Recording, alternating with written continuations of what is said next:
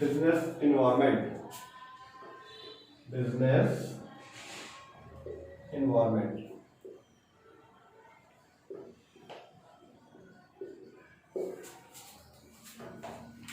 व्यवसाय पर्यावरण, व्यवसायिक पर्यावरण,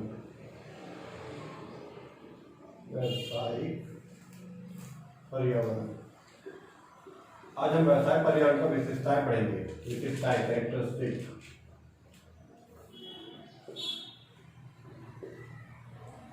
या फिर हम लोग बोलते हैं नेचर, ठीक है। विशेषताएं या प्रकृति, विशेषताएं या प्रकृति, क्या इसकी प्रकृति है, क्या इसका नेचर है, वो हम लोग जानेंगे, ठीक है, बिजनेस एनवायरनमेंट के बारे में, ठीक है। इससे पहले क्लास में हम लोग बिजनेस एनवायरनमेंट के बारे में पढ़ लिए थे। बिजनेस एनवायरनमेंट क्या है, उसका डेफिनेशन है ना। मैं आपको बताता हूँ, फिर से बताता हूँ बिजनेस एनवायरनमेंट क्या था। जैसे ये हमारा बिजनेस है, ये हमारा बिजनेस है, ठीक है। तो बिजनेस एनवायरनमेंट क्या होता है, हमारे बिजनेस को, ठीक है, बिजनेस को जो भी बाहरी चीजें इफेक्ट डालती हैं, जो भी बाहरी चीजों में कुछ चेंजेस होने से हमारे बिजनेस में जो फर्क पड़ता है, उसको बोलते हैं हम लोग बिजनेस एनवायरनमेंट। जैसे गवर्नमेंट ने सेल्स टैक्स को हटा के, वैट को हटा के जीएसटी लगा दिया था, है ना।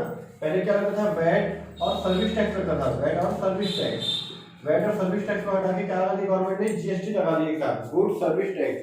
गुड की पहले गुड्स के लिए वैट लगता था, सर्विस के लिए सर्विस टैक्स लगता था, और उसके लिए एक साथ हटा के गुड सर्विस टैक्स लगा दिया, जीएसटी लगा दिया।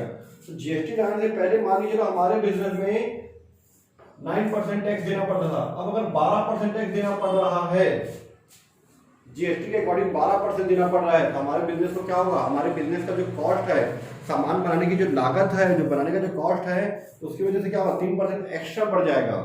तो हमारे बिजनेस का प्रोडक्ट महंगा होगा, महंगा होगा तो हम लोग महंगा बेचेंगे, है ना। बिजनेस में फर्क पड़ रहा है ना। तो बाहर में कुछ भी चेंजेस होने से अगर हमारे बिजनेस में जो फर्क पड़ता है, जो भी चेंजेस आता है, ठीक है, उससे जो हम प्रभावित होती है, जो बिजनेस है ना, इफेक्ट आता है, उसको बोलते हैं बिजनेस एनवायरनमेंट। ये मैंने आपको पिछली क्लास में क्लियर किया था, ठीक है। आज मैं इसी के नेचर बताता हूँ, आपको कैरेक्टरिस्टिक बताता हूँ, ठीक है, विशेषताएं या प्रकृति बिजनेस एनवायरनमेंट है क्या। पहला है सराउंडिंग सिचुएशन, सराउंडिंग सिचुएशन।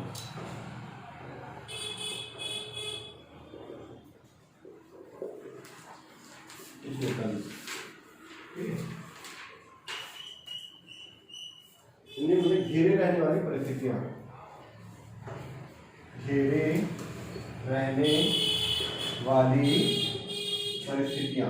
क्या होता है घेरे रहने वाली परिस्थितियां, बताता हूं आपको। मैं थोड़ा हिंदी खराब है बेटा, ठीक है, हो जाता है वैसे लिखते हैं हिंदी में। घेरे रहने वाली परिस्थितियां क्या है कि जो बिजनेस इन्वायरमेंट जो है वो हमारे बिजनेस के आसपास की चीजों को घेर के रखता है। ये हमारा जो बिजनेस है, बिजनेस को बाहरी चीजें क्या होती है, हमेशा घेर के रखती है। बाहरी चीजों में कुछ ना कुछ चेंजेस आते रहता है, जो हमारे बिजनेस को इफेक्ट डालती है, उसी को बोलते हैं घेरे रहने वाली परिस्थितियां, सराउंडिंग सिचुएशन, ठीक है। सेकेंड है कॉम्प्लेक्स, जटिल, कॉम्प्लेक्स, जटिल। इसका ये मतलब है कि ये कि बिजनेस इन्वायरमेंट जो हमारा है, बिजनेस पे जो है कोई एक चीज से इफेक्ट नहीं आता, बहुत सारी चीजों से इफेक्ट आता है। कोई एक, जैसे गवर्नमेंट की वजह से ही ऐसे नहीं होता, हो सकता है बाय नेचर भी हो सकता है। मान लीजिए लोग हमारे शहर में बाढ़ आ गया, बाढ़ आने की वजह से अभी जो ट्रांसपोर्टेशन है वो फंसा हुआ है, न ट्रक आ रहा है न जा पा रहा है, तो उसके वजह से बाय नेचर नेचर की वजह से भी आपके बिजनेस में फर्क पड़ सकता है। मतलब बिजनेस एनवायरनमेंट ऐसा नहीं कि सिर्फ एक या दो चीजों से हमारे बिजनेस को प्रभावित करते हैं, ठीक है, बहुत सारी चीजें, बहुत सारे सिचुएशंस, इफेक्ट हमारे बिजनेस को प्रभावित करते हैं, ठीक है। थर्ड पॉइंट है गतिशील, डायनामिक, डायनामिक, गतिशील, ठीक है। क्या होता है इसका मतलब, इसका ये मतलब है, डायनामिक का मतलब है कि कि जो बिजनेस इन्वायरमेंट है एक बार आज चेंज हो गया, एक बार कुछ चेंजेस आ गया तो ऐसा नहीं कि फ्यूचर में कोई चेंजेस नहीं होगा। गतिशील मतलब गतिशील है, ये निरंतर परिवर्तन का होता रहता है इसमें, ठीक है। ये आज जैसे कुछ चेंजेस हुआ तो कल कुछ और चेंजेस होगा, परसों कुछ और इफेक्ट आएगा, ठीक है। समय समय के अकॉर्डिंग इसमें चेंजेस आते रहते हैं, ठीक है। इसके अकॉर्डिंग आपके बिजनेस में भी चेंजेस आता रहता है, ठीक है। आउटसाइड चेंजेस होता रहता है, उसके अकॉर्डिंग आपके बिजनेस में भी चेंजेस आता रहता है, ठीक है। उसके बाद है influence each other, influence each other,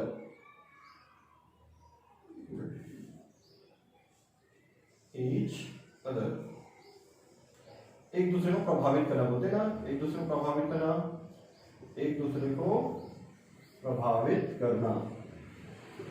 इसमें क्या आप लोगों को बताता हूँ, एक दूसरे को प्रभावित करना, इसमें जो हमारा बिजनेस इन्वायरमेंट है वो बिजनेस और बाहरी चीज एक दूसरे को प्रभावित करती है। जैसे कि मैं आपको एग्जांपल से बताता हूँ, ठीक है। जैसे ये बिजनेस है, ठीक है, एक एरिया है जिसमें बहुत सारे फैक्ट्रियां हैं या फिर बिजनेस है, ठीक है। अब मान के चलो ये लोग सब प्रॉफिट में चल रहे, ज्यादा से ज्यादा सामान बेच रहे हैं, प्रॉफिट में है, ठीक है, ज्यादा से ज्यादा सामान बेच रहे हैं, बहुत कमा रहे हैं। अब बहुत कमा रहे हैं, उनके पास पैसे भी आ रहे हैं, तो क्या ये लोग बैंक में लोन लेने जाएंगे क्या? क्या ये लोग बैंक में लोन लेने जाएंगे क्या? उल्टा बैंक से लोन लिए तो क्या करेंगे, बैंक को पेमेंट करने जाएंगे, ठीक है। अब बैंक के पास पैसा ज्यादा होगा, जहां आसपास जितने भी बैंक है मान लीजिए वहां पे लगभग 100 फैक्ट्रियां हैं, 100 फैक्ट्रीज है वहां पे, और वहां पे मान लीजिए 2 बैंक है, एक SBI का ले लेते हैं और एक ले लेते हैं PNB का बैंक, 2 बैंक है वहां पे, ठीक है। अब ये जो दोनों बैंक से सब फैक्ट्री क्या करें, बहुत प्रॉफिट में कमा रहे तो वो रिटर्न करें, तो दोनों बैंक के पास क्या होगा, पैसा ज्यादा दे जाएगा, ठीक है। तो ये लोग क्या करेंगे फ्यूचर में क्या होगा, सभी बैंकों के पास लगभग जो है मान चलो SBI लगभग वहां जितने भी बैंक हैं सबके पास पैसे आते जाएंगे, तो क्या होगा, ये लोग ज्यादा से ज्यादा लोन प्रोवाइड करना चालू कर देंगे। सभी बैंक क्या करेंगे कि लोन प्रोवाइड करना चालू करेंगे, ज्यादा से ज्यादा लोन देने की कोशिश करेंगे, क्योंकि इनके पास पैसा ज्यादा हो गया है, ठीक है। और वही अगर फैक्ट्रियों के पास पैसे सेल नहीं हो रहा, पैसे कम पड़ रहे हैं, लॉस हो रहा है, तो ये लोग ज्यादा से ज्यादा बैंक से लोन लेंगे, है ना। तो मतलब ऐसा है कि फैक्ट्रियों में कोई भी चेंजेस आ रहा है तो बैंकों में परिवर्तन हो रहा है, बैंकों में कोई परिवर्तन हो रहा है तो फैक्ट्रियों में चेंजेस आ रहा है। दूसरा एग्जांपल देता हूँ कि अगर बैंकों के पास पैसा ज्यादा होगा तो बैंक क्या करेगी, रेट कम कर देगी, रेट क्या करेगी, जो ब्याज की जो दर है उसको कम करेगी। और वही अगर बैंकों के पास पैसे कम होंगे तो रेट क्या करेगी, इंक्रीज करेगी। क्यों, अगर बैंकों के पास पैसा ज्यादा है तो क्या करेगी, वो ज्यादा से ज्यादा लोन देने की कोशिश करेगी ताकि कमा सके, और बैंकों के पास पैसे कम है, उनको रिक्वायरमेंट है तो लोन का रेट बढ़ा देगी ताकि पब्लिक या फैक्ट्रीज या जो बड़े बड़े बिजनेस है वो क्या करें, पैसे ज्यादा से ज्यादा जमा करें, इससे बैंक को पैसे मिल जाते हैं और पब्लिक को इंटरेस्ट मिल जाता है, ठीक है।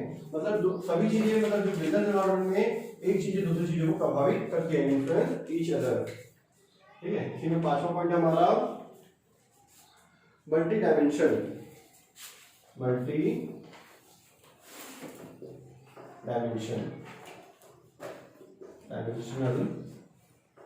ठीक है, बहुआयामी। क्या था इसका मतलब, बहुआयामी का मतलब होता है, मल्टी डायमेंशन का मतलब बहुआयामी होता है, अलग अलग सोच होती है, अलग अलग थिंकिंग होती है, ठीक है। अगर कुछ चीज मार्केट में चेंजेस हो रहा है, बाहरी चीजें कुछ चेंजेस हो रही है, तो अलग अलग पर्सन जो है, अलग अलग बिजनेसमैन जो है अलग अलग थिंकिंग रखता है। कुछ ये सोचता है कि मार्केट में जो चेंजेस आने वाला है उससे फ्यूचर में हमारे लिए बहुत अच्छा होगा। उसी तरह से कोई दूसरा बिजनेसमैन ये सोचता है कि मार्केट में जो भी फ्यूचर में जो चेंजेस आ रहा है वो हमारे बिजनेस के लिए नुकसानदायक होगा, ठीक है। तो मतलब अलग अलग दृष्टिकोण होता है, अलग अलग थिंकिंग होता है ना, ठीक है। उसके बाद होता है अनकंट्रोलेबल,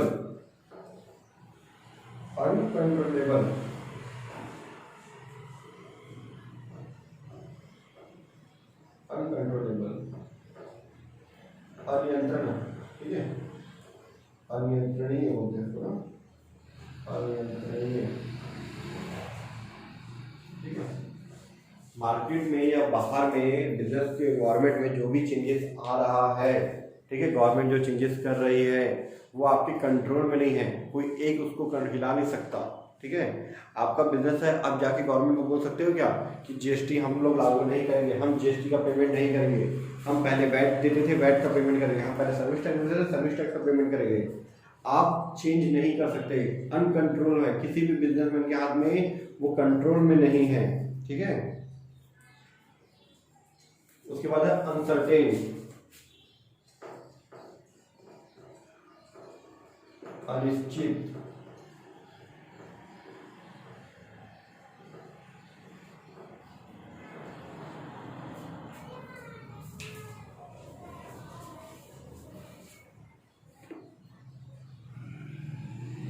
जो बिजनेस इन्वायरमेंट जो है हमारा वो अनिश्चित होता है, ठीक है, अनसर्टेन होता है, वो फिक्स नहीं होता कि हमको इतना प्रभावित करेगा या ऐसा होगा वैसा होगा, ठीक है। वो हमको भविष्य के हिसाब से पता चलता है, भविष्य में क्या होने वाला है उसका हम एक अनुमान लगा सकते हैं, पूर्वानुमान फॉरकास्टिंग कर सकते हैं, ठीक है। हम ये एग्जैक्ट नहीं बता सकते कि हमको कितना प्रभावित होने वाला है, हमको क्या होने वाला है, ठीक है, अनिश्चित होता है। फ्यूचर में क्या होगा ये आप अभी भी डिसाइड नहीं कर सकते, गवर्नमेंट क्या क्या चेंजेस करने वाली है, मार्केट में क्या क्या चेंजेस आने वाला है, ठीक है। ये सब चीज़ें क्या होती है, अनिश्चित होती है। शेयर मार्केट में कुछ चेंजेस होगा तो बिजनेस में फर्क पड़ता है, ठीक है।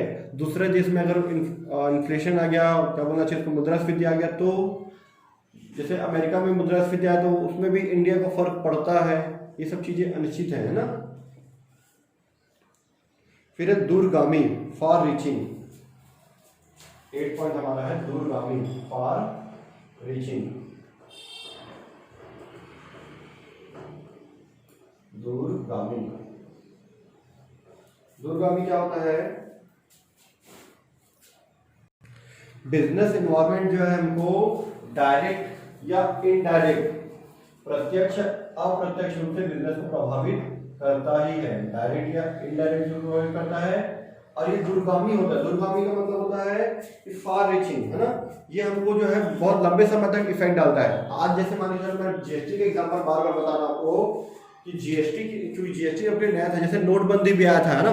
नोटबंदी के आने से हमको लंबे समय तक उसका लॉस हुआ। ऐसा नहीं कि नोटबंदी एक बार आ गया, 8 नवंबर को आ गया तो आपको नवंबर में, दिसंबर में, जनवरी में 2-3 महीने फर्क पड़ा, वो आपको साल, 2 साल, 3 साल, आपको बहुत लंबे समय तक इसका फर्क पड़ा है, आपको लंबे समय तक बिजनेस को नुकसान हुआ है, ठीक है। ये थे बिजनेस इन्वायरमेंट का कुछ कैरेक्टरिस्टिक था, नेचर था, परिभाषा। अब मैं इसके प्रकार बताता हूँ, काइंड्स, ठीक है। तो नेक्स्ट वीडियो में मैं आपको सब काइंड्स बताता हूँ। इस वीडियो में केवल इतना ही।